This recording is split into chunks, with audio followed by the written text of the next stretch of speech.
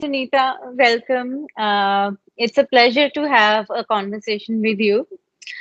So, for the viewers of my channel, let me introduce Sunita. Sunita runs a channel by the name of Sunita's English Adventure. Sunita, I would like you to introduce yourself. Sure, sure. Thank you so much for inviting me here. And I must say, I'm thrilled to meet you and share my insights on the same topic, whatever we have decided for today's discussion. So, let me introduce myself here. My name, as you already know, Sunita Rawat, and I am the face behind Sunita's English Adventure. I love interacting with people, and in the same process, I am improving my English fluency. It's been 4 months that I've been practicing on Skype, and then I post videos on YouTube as well. So, my channel is all about English conversational videos, and I started posting some solo videos as well to just share my insights or just impart knowledge, whatever I am experiencing while being on this journey. And we are a close knit family of 4 members. I have two kids, they both are boys. So just enjoying my time with them, nurturing kids, along with that, nurturing my English language skills. So that's a bit about me. Oh, and that's great. Okay. It was nice to know more about your family, more about you. So, for the viewers of Sunita's channel, let me introduce myself. I'm Mandeep and I run a channel by the name of Fluency Goals. And the focus of the channel is mainly on improving fluency of English learners. And I provide with grammar videos and advanced English learning videos on my channel. So I look forward to taking it further, and I have launched my own website, myfluencygoals.com, where I would be providing with courses and building a community where, as English learners, we can interact with each other. Okay, now coming to today's topic, Sunita. So today's topic of discussion is digitization and its role in modern communication. So we see that there has been a lot of digitalization in modern era and how it is impacting communication, especially with the advent of AI tools and English learning platforms and apps which provide language interaction for young learners. So we are going to discuss a few points here where Sunita will also be providing some insights, and some insights inputs will be from my side. And we look forward to a healthy and insightful discussion. So, first, I would like to discuss about the global reach of this digitization. So, global reach, by this, I mean that it has provided the learners to have interaction globally all over. The learners from different cultures and different countries, they can interact with each other over various platforms like hello talk and freefortalk.com and duolingo. Sunita, what's your insight into this? Yes, that's definitely true. And this topic is very interesting, I must say. And this is something that we are noticing actually. Earlier, we were learning English through all those traditional methods, through books and going to library, looking for books. And that was kind of a tedious task for us. And it took a long time to learn English during those times, right? But today, it is just available on the click of a finger, right? So, yes, I must say digitalization has helped many people across the world. Those who are just thinking of starting their journey, they can just start like without a second thought because it is available in front of them all the time. The internet is always there, right? So, with just one click, they can have access to different platforms, whatever they like, whatever they feel comfortable with. They can start their journey the time they decide, like right away, they can start their journey. So, this is something they are getting benefit from digitalization, which was not there earlier. Especially, I recently came across a platform, Quizlet, where they provide vocabulary games and to enrich vocabulary, and there are many other interactive games to enhance your grammar and your conversational skills. So that is something which we as learners never had an opportunity to. And especially, I feel that listening to native speakers over various platforms, it impacts your pronunciation skills and the way you talk a lot, right? So, one thing this, and another thing that I have noticed, that it is the access to, tools like online dictionaries, quick access wherever you are. So you have not just the meanings at your disposal and the usage of the words, but you can quickly, just as at a click, you can search for the word as well as the correct pronunciation with various accents, UK and US, and that's actually quite helpful. So Right, what do you absolutely. think about it? Mhm. I am on the same page as you because I also have a dictionary, a very thick dictionary, Oxford dictionary with me, and it's been here in my book rack for a long time, but I'm not using it at all actually. When was the last time you accessed that, physical dictionary? I must say I never access to it Right, right. Earlier, because Google is when I already was there. right, when I was in school, I remember we had to, search alphabetically, look for the alphabetical order and look for the Hmm. words physically. And if you do not have a dictionary available, then you just have to jot it down to look Hmm. later, right? Hmm. But now you have everything at your disposal, quick disposal. Right. Okay, coming to the next point here, language evolution.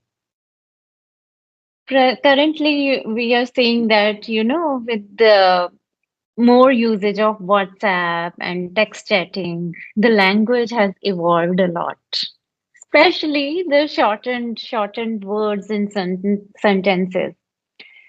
So, what is your take? How impactful is that? Is it good or is it bad for language evolution, this evolvement of language over Hmm. text message?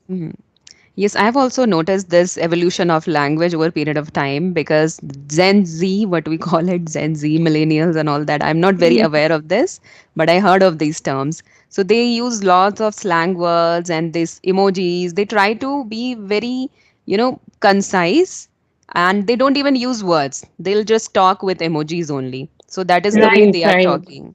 But I'm sure that this is going to impact their speaking skills or mingling with people, all those skills, social skills, right? So this is going to have a negative impact on all those things.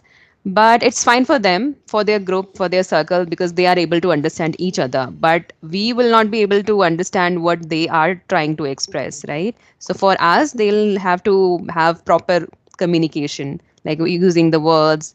And I must say, when we talk on phone, or when we when we chat in messages, that time we take help of emojis just to be clear with our thought, because we don't want the Mhm. other person to misunderstand whatever we want to say. So for that we take help of emojis, like the way we take help of body language whenever we express something, so Right. that the other person. Especially, we do not have body language at our disposal, to convey our emotions at that moment. And in writing, Yes. especially, these emojis become quite helpful.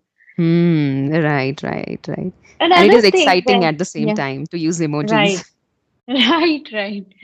And but one thing that I feel is sometimes, I have seen young professionals struggling here with this thing, that they are so used to conversations over text, over messages, and sometimes this developed lingo, it seeps into their formal conversations as well. So sometimes when they have to communicate formally over email in business communication, there they struggle a lot. Do you think Right. Yes, that's because they are true? accustomed to using all those communication methods, that short communication method, taking shortcuts. So definitely, when they'll go to any professional setting, their tongue will definitely slip here and there because they are accustomed to talking in that manner. So yes, this is going And to definitely. even in writing, our reliance is so much on the, AI tools to help us now. Now it's Hmm. becoming even more. So earlier we were not so reliant on the AI tools to generate all the, emails, contents. and now it's becoming Mm. more habitual, right? Right. Yes. So that is why we were, into that hard work, looking for a good. That means brain. We were doing brainstorming actually. We were doing all Right. by ourselves, and in the process, we are learning a lot and becoming better. But now, even when we think that we'll not use AI much, but then also because it is just in front of us, can't resist taking help of AI, even when we think deliberately that we'll not touch it, but still we tend to touch it and But use we it. have to. Somewhere when convenience is at your disposal, convenience takes over the Yes, yes, yes. struggle. Mm. Okay, and one thing, what solution do you suggest to this, segregating formal conversations from informal conversations?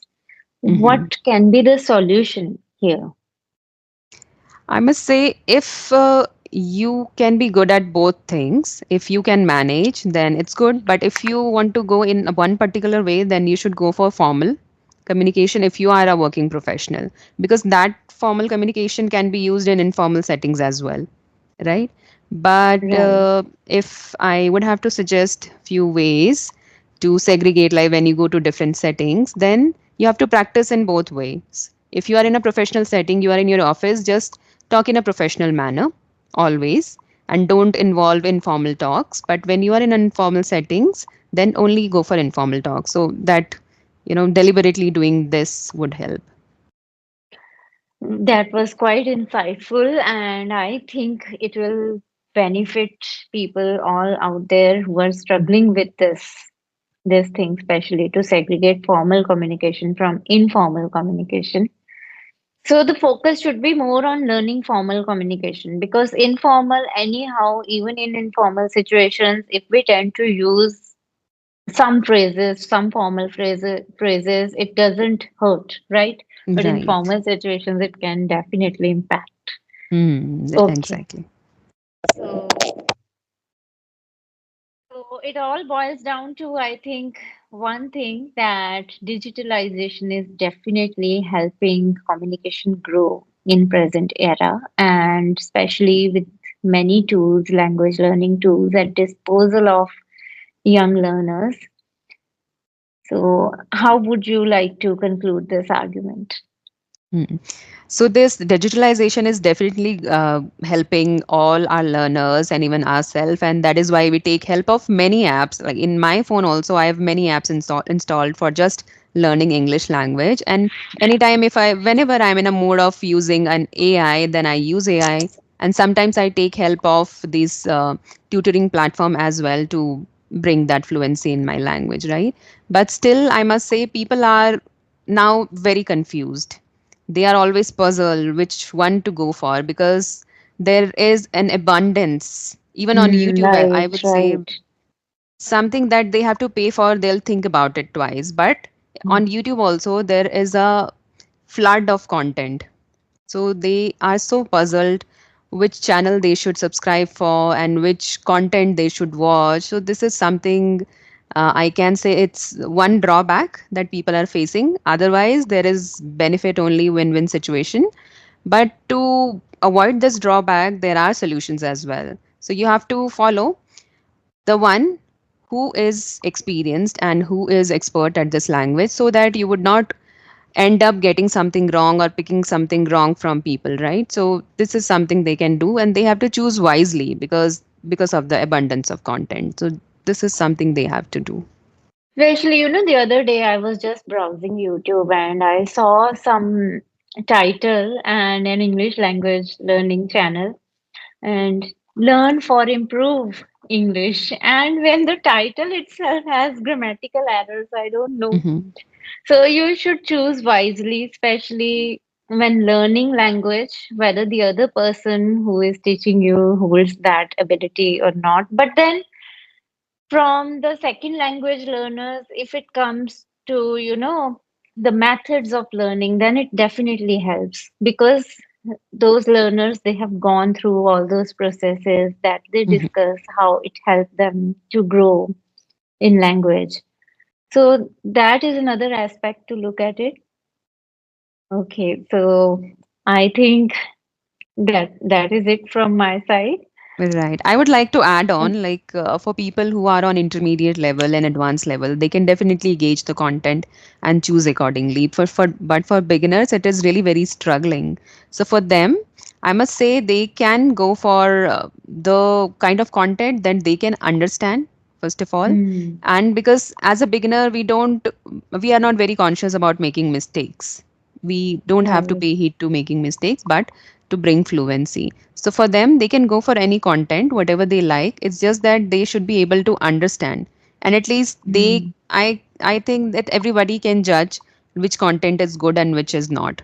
So right, accordingly, they right. have to choose instead of recklessly watching anything, whatever they are coming across. Especially if you are at a very, basic beginner level, then the translation method contents are also there, but they work only at a very basic level where you are Mhm. at A1, A2 level. And if you have grown beyond that level and you are at B1, B2, then you should definitely overcome this translation method and follow the direct learning method. That's what I feel, but that is what Hmm. I believe.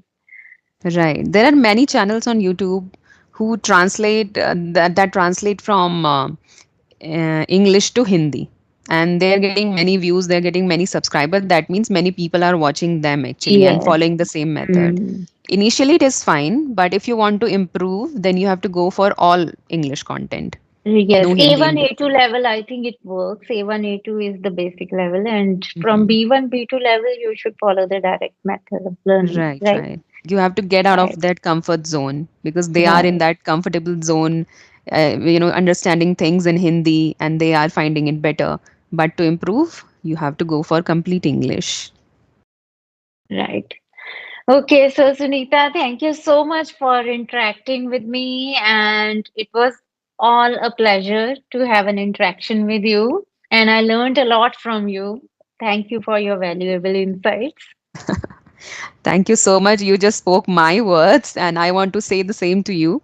And your insights were also truly valuable, and I'm sure that our audience is going to get a lot of meaning out of it.